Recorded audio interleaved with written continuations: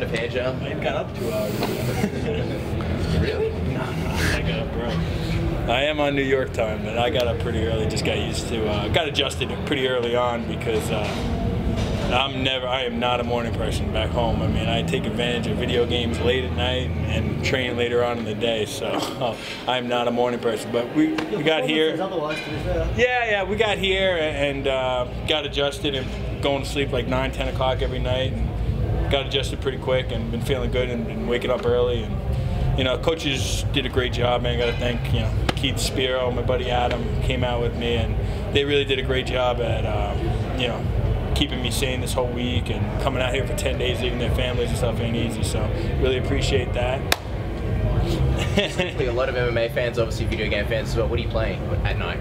Oh man, I mean, I am obsessed right now. Like, I know the new Call of Duty just came out and I got to try it out, but I'm so hard on Halo 5 right now. Like, I'm obsessed. So I don't know if I'll play another game besides that for a while because I'm loving Halo 5 right now. But you know, all my buddies, Stipe Miocic, another really good buddy of mine, and Chris Wyman, we're gamers too, so they want to play Call of Duty, but I'm all on this Halo and I can't get off. So you seem pretty sort of not entirely happy with your performance. What did your coaches say about it?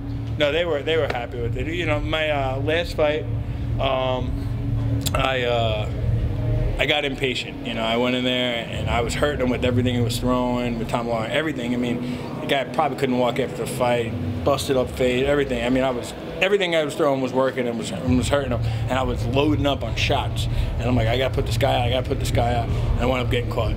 And you know, I kind of, not in the back of my mind, but you know, Keith and stuff, just challenging to tell me to be patient in there, stick behind my jab, and you know, the right thing will happen. And I hurt Anthony a couple times, and instead of rushing in and trying to finish him, I was patient. And yeah, it worked out, but you know, I still wanted to.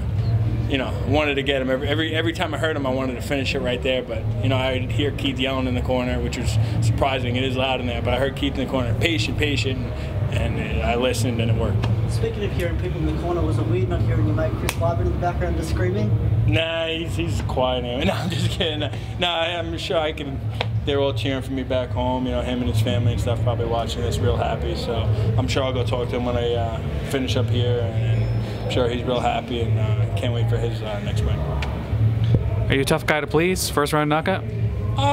No, usually I am pretty happy, but you know, like I said, I felt him hurt early on a couple times. I might have hurt him 3, 4 times, and I'd feel the shot just landed just a little bit off, and you know, I should have finished it a little earlier, but I was patient and it worked out. So you can't take anything for granted in that these small gloves, anything could clip you and something could go wrong. But I didn't get hit once. I really, you know, feel good. Legs feel good. Everything feels good. And, you know, so I'm just happy. I'm blessed. Thank God. And feel great.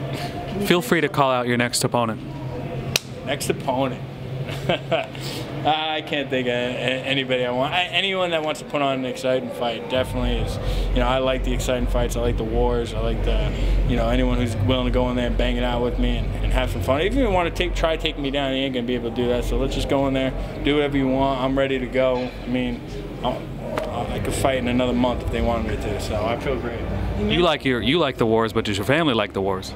No, coaches don't like the wars. Teammates don't like it either. But you know, I don't mind getting hit, and I like hitting people. So I've always, in everything I've done in life, I've always liked hitting things. Football, everything. I just like hitting things, you know. So it's always good to have another guy in there who kind of enjoys it too, and we have a good war. And you know, the coach, the fans are happy, and the bosses are happy. You know, the biggest part about this sport is just making everyone, the fans. You know, you want to create and keep getting fans. And I'm not a guy that's going to be out there all the time talking about, you know, how great my abs are or something like that. I want to be known for, you know, putting on great fights, and that's how I expect to gain fans. Every time I'm in there, just go out there and put on a great show for them. Can you at least take solace from, I guess, a really, what's the word I'm looking for, a more reserved performance, and you're a lot more patient this fight as opposed to the last few fights?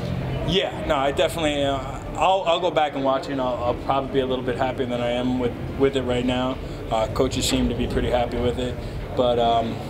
You know, there were definitely things I need to work on, but there's never going to be a perfect fight. I mean, I'm perfect and I didn't get hit, but it was perfect in the, you know, I just needed to do a little bit, some things a little different, but that's every fight. Coach will always tell me to get better at different things, and you know, Keith really, you know, stressed this fight. If I hurt him, you know, be patient, don't rush in, you know, because he could, you know, he'd catch you running in with something, and I did that and it worked out. Your teammate Chris Weidman has a massive fight, UFC 194 against Luke Rockhold. Just a couple of things on that. When you come back, are you going to be back helping him prepare for that fight? And also, how do you see that fight going between the two? Yeah, Luke's a buddy of mine too, which makes it a little difficult. But no, Chris is like, you know, like my brother. So definitely be back helping him out. Probably by Tuesday, help him out, get in there and give him anything I can, whatever he needs, and even just support from being in his corner, helping him, you know, at every training session. And I do see him winning. I don't see it going the entire fight. I see it maybe first round fill each other out, second round he starts putting it on him, and third round it's over. So I do think he'll wind up knocking him out by the third round. One of your other coaches, Matt Serra, has recently said once again he'd love to punch Matt Hughes in the face again. But do you still like to say that fight? Let's clear it up for Matt, because you know he doesn't want to come out of retirement. He's happy being retired. He's happy being an old man eating his pasta. But he definitely isn't a big fan of Hughes and stuff like that. And I'd love to see him go again, because rolling with him in the gym is, when he's on top of you, I mean, he feels. Not because he's big. He's great. He's a great jiu-jitsu practitioner. He was awesome and a great coach, and love having him, you know, a guy that will coach me and teach me to get better in the sport. But yeah, I don't think he's coming out of retirement anytime soon.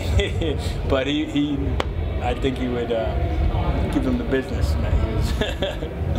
Awesome. Thank you. Thanks, guys. Thanks very much, Gian. You got it.